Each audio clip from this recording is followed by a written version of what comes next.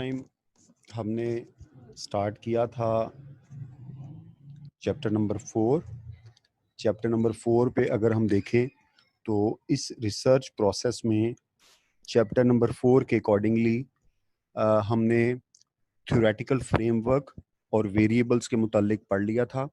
और इस चैप्टर 4 के अंदर हमारा एक टॉपिक जो था वो रह गया था, दैट वाज हाइपोथेसिस। तो आज हम हाइपोथेसिस को भी इंशाल्लाह कंप्लीट करेंगे। एक बात यहाँ पर मैं बताता चलूं कि ये लिखा हुआ है word hypothesis, it means this is plural. अगर यहाँ पर हाइपोथेसिस SIS लिखा होगा तो उसका मतलब होगा एक हाइपोथेसिस, और यहाँ पर हाइपोथेसिस लिखा हुआ है तो इसका मुराद, इससे मतलब ये है कि ये बहुत सारे हाइपोथेसिस की बात हो रही है।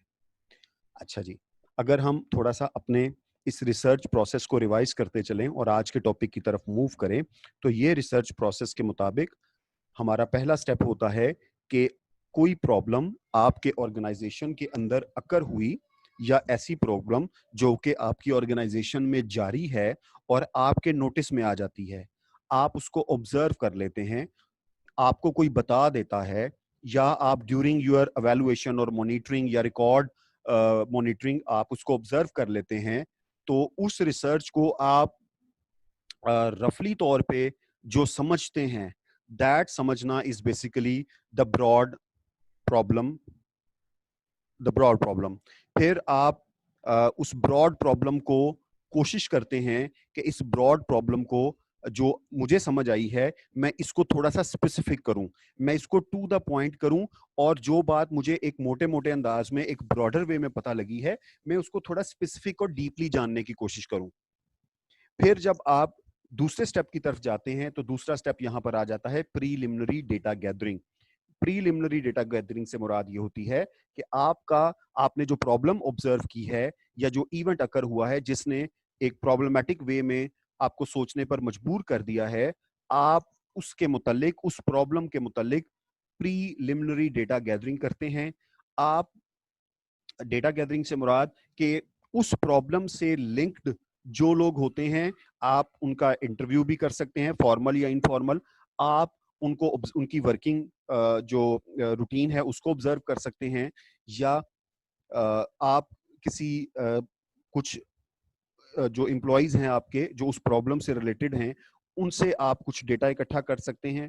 और दूसरे नंबर पर आप जो काम करते हैं दैट इज लिटरेचर रिव्यू, कि आप अपनी प्रॉब्लम से रिलेटेड, जब आपने डेटा इकट्ठा कर लिया तो आप अपनी प्रॉब्लम से रिलेटेड जो किताबें कहती हैं, जो जर्नल्स कहते हैं, जो आपकी कंपनी रिपोर्ट्स कहती हैं, या दूसरी कंपनी की रिपोर्ट्स, या दूसरे कंपनी से रेलिवेंट डेटा जो आपकी प्रॉब्लम से मिलता जुलता है, आप वो सारी चीजें इकट्ठी करते हैं, और इसको कहते हैं प्रीलिमिनरी डेटा गैदरिंग। जब आपने प्रीलिमिनरी डेटा गैदरिंग भी इकट्ठी कर ली और आपको ब्रॉडली अपनी प्रॉब्लम का भी पता लग गया, तो ये जो प्रीलिमिनरी डेटा गैदरिंग होगी, ये आपको अपनी प्रॉब्लम को समझने में मोर स्पेसिफिक कर देगी। और अब आप आ जाएंगे तीसरे स्टेप पे।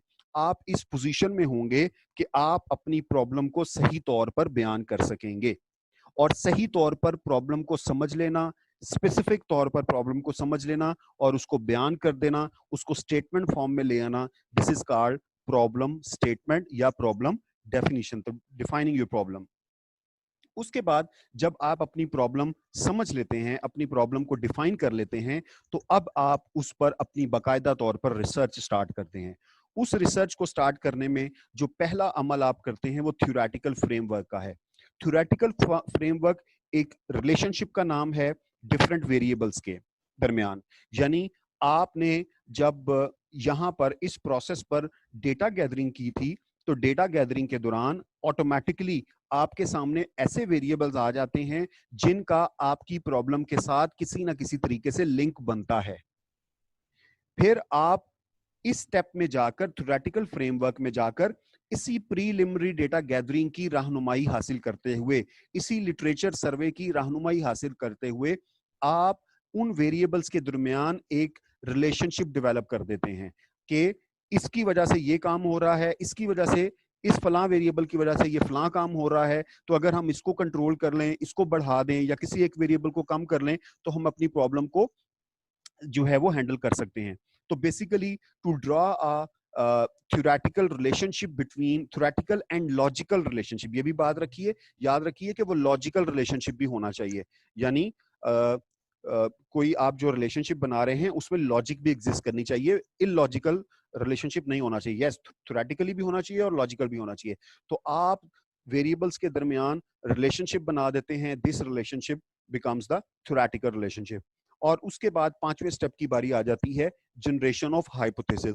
जनरेशन ऑफ हाइपोथेसिस बेसिकली क्या है कि ये जो आपने एक थ्योरेटिकल रिलेशनशिप बिल्डिंग की है, लॉजिकल रिलेशनशिप बिल्डिंग की है बिटवीन वेरिएबल्स, आप उन वेरिएबल्स को, उस रिलेशनशिप को स्टेट कर देते हैं, बयान कर देते हैं, उसके मुतालिक स्टेटमेंट लिख देते हैं।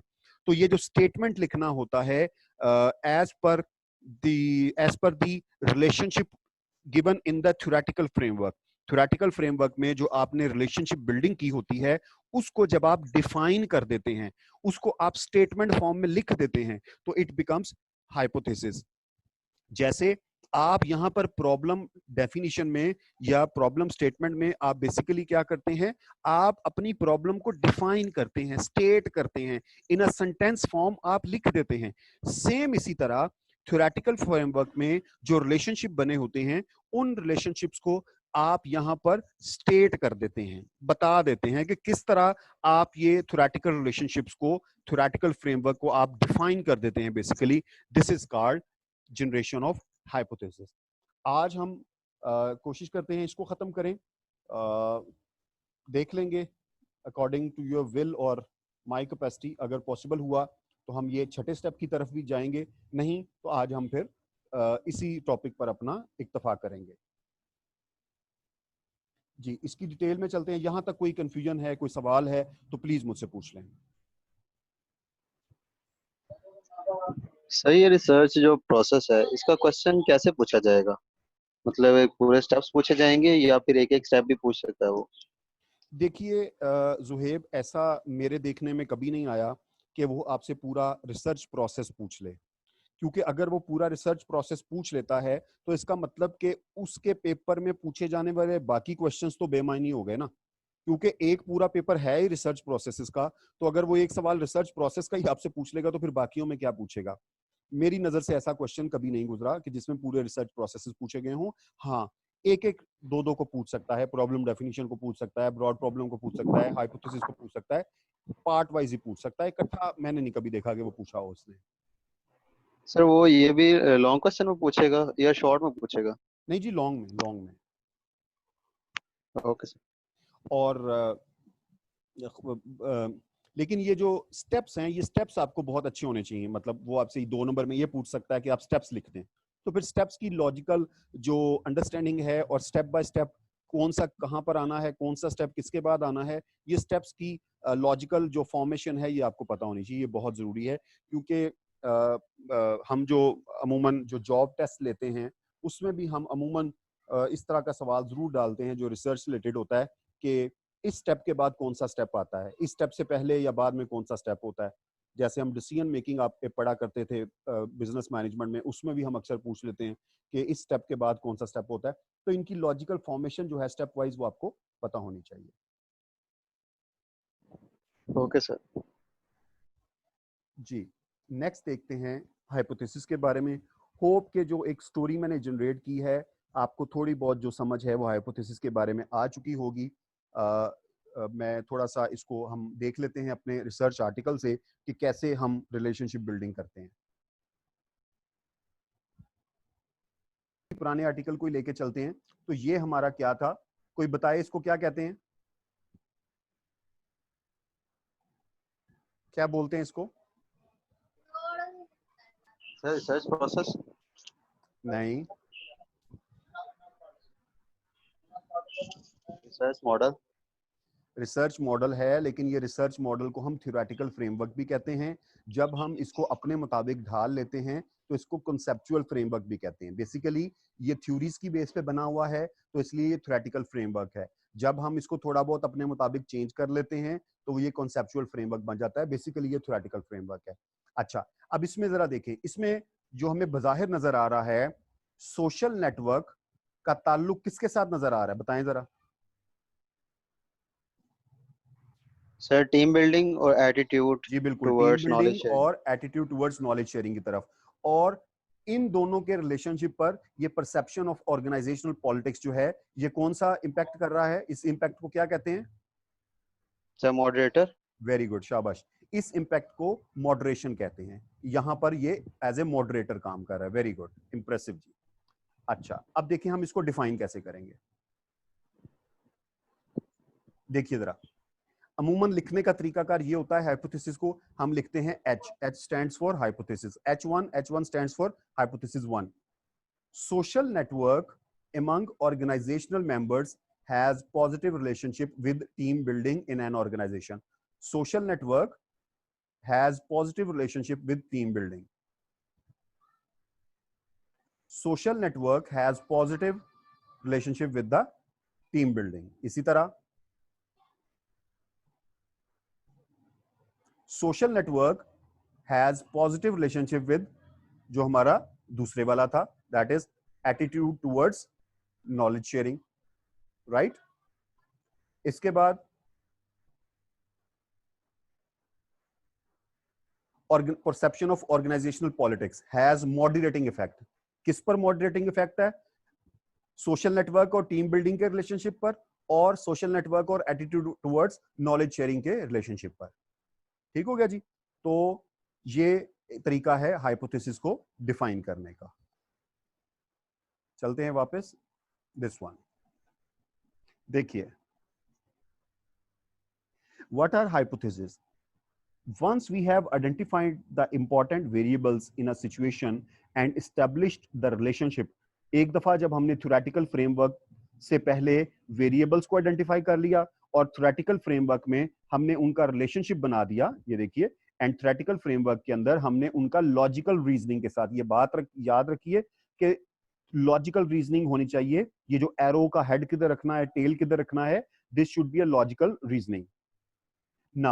Now we are in the position कि हम टेस्ट कर सकते हैं। क्या टेस्ट कर सकते हैं? The relationship. ये जो ऊपर हमने चार बातें की थी ना अपने आर्टिकल के एग्जांपल में, वो जो हमने चार बातें की थी, वो जो चार हाइपोथेसिस बनाए थे, अब हम उनको टेस्ट कर सकते हैं कि ये जो मैंने कहा है कि सोशल नेटवर्क का ताल्लुक बनता है किसके साथ? नॉलेज शेयरिंग के साथ। सोशल नेटवर्क का ताल्लुक बनता है किसके साथ? जो दूसरा हमारा वेरिएबल था। अब इसके अंदर हम इसको टेस्ट करेंगे, और टेस्ट करने से पहले हम क्या करते हैं? By testing these relationship scientifically through negative case, हम क्या करते हैं? We are able to obtain reliable information, और hypothesis can be defined as a logically conjectured relationship between two or more variables.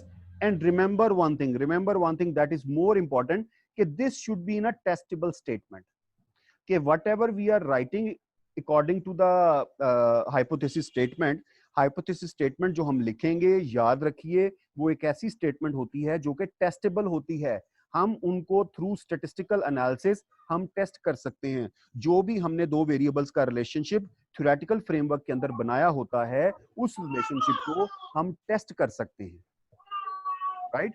Test कैसे कर सकते हैं वो अगली स्टोरी है, वो अगली स्टेजेस हैं, वो अगले स्टेप्स में जाकर आएगा। लेकिन फिलहाल हमें यही समझना है कि किसके बच्चे हैं, चुप कराओ। बेसिकली हमें सिर्फ अभी यही समझना है कि ये जो हाइपोथेसिस होते हैं, ये बेसिकली स्टेटमेंट की फॉर्म में होते हैं, जैसे मैंने आपको चार स्टेटमेंट अपने उसके आर्टिकल के अंदर पढ़वाई हैं। और इन स्टेटमेंट्स को हम क्या करते हैं? इनको फिर बाद में हम जाकर टेस्ट करते हैं। यहां तक कोई कंफ्यूजन है तो मुझे बताएं, कि जिसको समझ ना आई हो कि हाइपोथेसिस होता क्या है। Any confusion?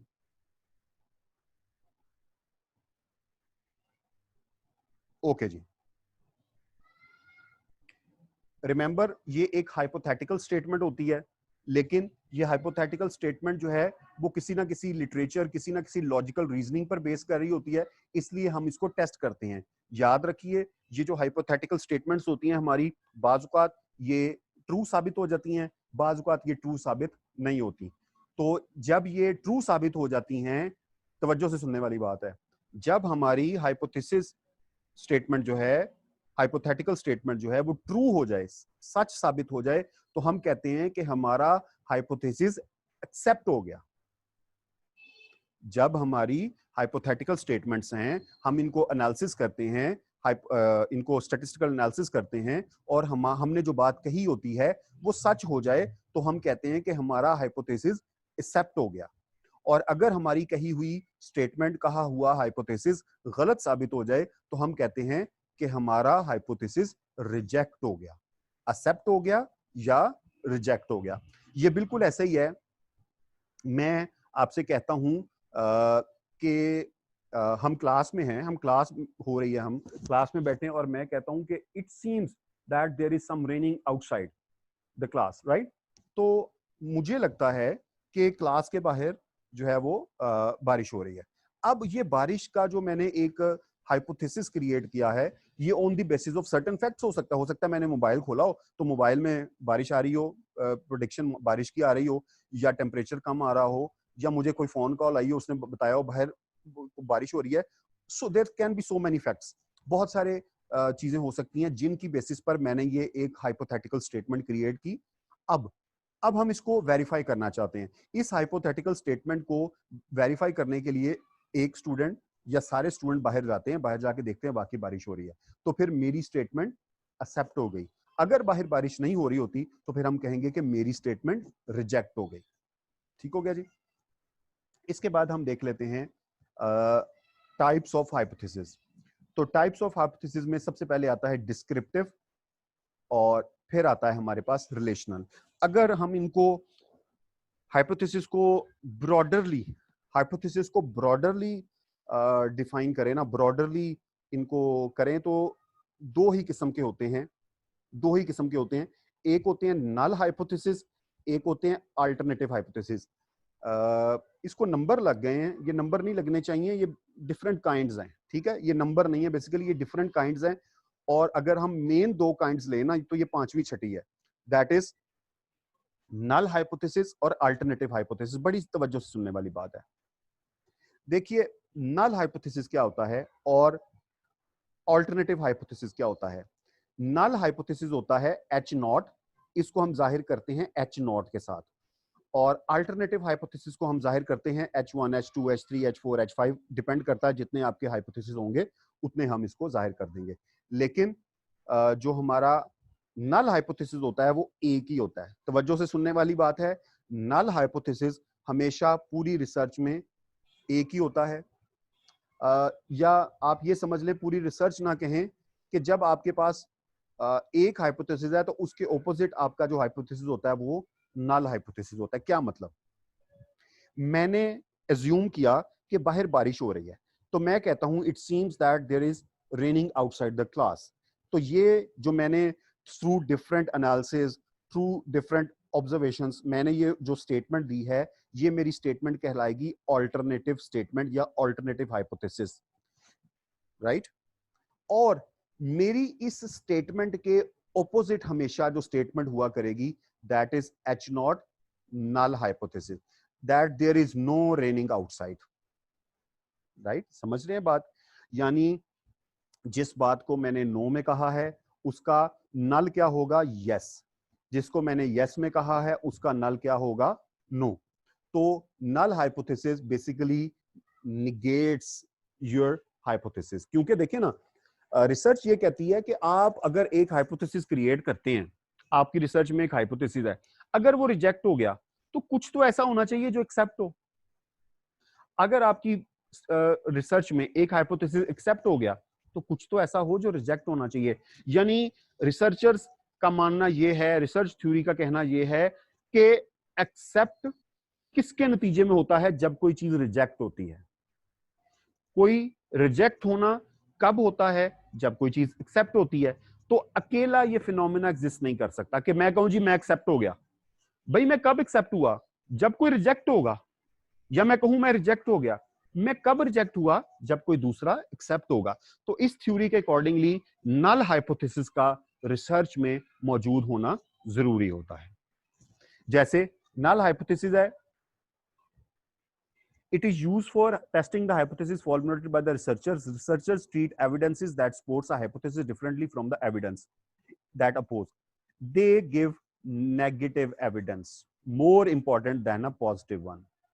It is because the negative evidence tarnishes the hypothesis. यानी मेरा अगर पॉजिटिव हाइपोथेसिस ये है, there is a relationship between job commitment and efficiency of the officer, कि जितना ज्यादा ऑफिसर जो है वो कमिटेड होगा उतनी ज्यादा उसकी एफिशिएंसी इंक्रीज होगी।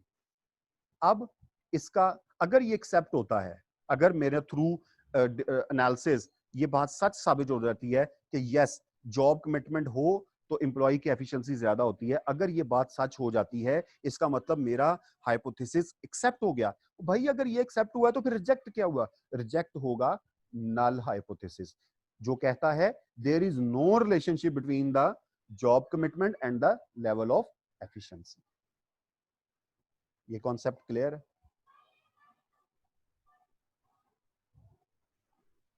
Yes sir, clear. Thank you. यानी ये बात याद रखिए कि एक नल है तो उसके बाद जितने भी हैं वो सारे ऑल्टरनेटिव कहलाएंगे। एक नल का उलट क्या होगा? ऑल्टरनेटिव। ठीक हो गया? इसी तरह अगर हम, ये तो हो गया कि कोई हाइपोथेसिस या नल होता है या ऑल्टरनेटिव होता है। ये बात समझ आ गई ना सब लोगों को कि कोई हाइपोथेसिस या तो नल होता है या ऑल्टरनेटिव होता है। अच्छा, अब स्टेटमेंट जो हम दे रहे होते हैं, स्टेटमेंट वाइज हम हाइपोथेसिस को कैसे पहचान सकते हैं? जब हम स्टेटमेंट दे रहे होते हैं तो स्टेटमेंट वाइज कोई हाइपोथेसिस या डिस्क्रिप्टिव होता है या रिलेशनल होता है। यानी जो स्टेटमेंट हमने लिखी होती है ना, जो हमने जैसे लिखा there is a positive relationship between this and this, there is a negative relationship between this and this, ये जो हम स्टेटमेंट दे रहे होते हैं इस स्टेटमेंट के अकॉर्डिंगली या तो वो स्टेटमेंट डिस्क्रिप्टिव होती है या वो रिलेशनल होती है। डिस्क्रिप्टिव का क्या मतलब? डिस्क्रिप्टिव का मतलब कि hypothesis contain only one variable, और इसको हम यूनिवेरिएट हाइपोथेसिस भी कहते हैं। डिस्क्रिप्टिव हाइपोथेसिस में हम किसी एक वेरिएबल का दूसरे वेरिएबल पर इंपैक्ट नहीं बताते, इसमें हम सिर्फ एक ही वेरिएबल की बात करते हैं। ठीक है? ये यूनिवेरिएट स्टेटमेंट होती है, यूनिवेरिएट हाइपोथेसिस होता है। इसमें दो वेरिएबल्स की बात नहीं की जाती, इसमें सिर्फ एक वेरिएबल की बात की जाती है। जैसे हम कह सकते हैं what is the level of knowledge sharing in an organisation, कि नॉलेज शेयरिंग का लेवल क्या है ऑर्गेनाइजेशन में। या हम कह सकते हैं कि this organisation is positive in knowledge sharing, this the members of this organization always share knowledge। ठीक है? तो ये यूनिडायरेक्शनल एक ही वेरिएबल के मुतालिक बात हो रही है। Relational descriptive hypothesis. इसके बाद आ गया रिलेशनल हाइपोथेसिस। रिलेशनल हाइपोथेसिस नाम से पता लग रहा है जो रिलेशन में बात करेगा, जो दो वेरिएबल्स के रिलेशन में बात करेगा। अब वो दो वेरिएबल्स के रिलेशन को डिफाइन करेगा। This is hypothesis that is describing the relationship between two variables. ये variable that relationship can be non-directional, that relationship can be directional, that relationship can be positive, that relationship can be negative, that can be causal, that can be correlational। फिर बाकी सारी बातें आगे चलती हैं, correlational, causal। ठीक हो गया? तो मेन अगर हम देखें तो दो काइंड्स हैं, एक नल एक ऑल्टरनेटिव। नल क्या है इन ऑपोजिट सेंस, और ऑल्टरनेटिव क्या है जो हम डिफाइन कर रहे हैं। जो डिफाइन करेंगे उसका ऑपोजिट नल है, या नल का ऑपोजिट हाइपोथेसिस ऑल्टरनेटिव है। हमने बेसिकली जो है वो we are more concerned about alternative hypothesis, we are more concerned about alternative hypothesis. अच्छा, अब ऑल्टरनेटिव हाइपोथेसिस या नल हाइपोथेसिस में अगर हम एक वेरिएबल की बात कर रहे हैं तो दैट इज यूनिवेरिएट हाइपोथेसिस, और इसको हम कहेंगे descriptive hypothesis. And if we are talking about the relationship of two variables, that relationship, ये relationship non directional, directional, positive, negative, causal और कोरिलेशन हो सकता है। अच्छा जी, देखिए अगर ये रिलेशन जो है वो कोरिलेशनल हो, कोरिलेशन का मतलब कि दोनों एक दूसरे के साथ रिलेट करते हैं, दोनों एक दूसरे के साथ रिलेट करते हैं। को का मतलब टुगेदर, रिलेट का मतलब रिलेशन, तो को रिलेशन एक दूसरे के साथ रिलेट करते हैं। मसलन पहले एग्जांपल देख लेते हैं। Level of job commitment of the officers is positively associated with their level of efficiency। यानी जॉब कमिटमेंट का जॉब एफिशिएंसी के साथ क्या रिलेशनशिप है? पॉजिटिवली एसोसिएटेड है, पॉजिटिवली एसोसिएटेड है। इसमें यह नहीं कहा गया कि, तवज्जो, अगर मैं यही बात ऐसे कर दूं कि level of job commitment impacts on to the level of efficiency, मैंने वर्ड क्या यूज कर लिया? इंपैक्ट। अब मैंने ये कहा कि एक जो है वो दूसरे पर इंपैक्ट कर रहा है, एक दूसरे पर असर कर रहा है। अब ये कॉजल बन गया। बात फॉलो कर रहे हैं? अब ये कॉजल बन जाएगा। अगर मैं इंपैक्ट की बात नहीं कर रहा, इन्फ्लुएंस की बात नहीं कर रहा, मैं इनके एसोसिएशन की बात कर रहा हूं, तो एसोसिएशन इज बेसिकली कोरिलेशन। बात फॉलो कर रहे हैं?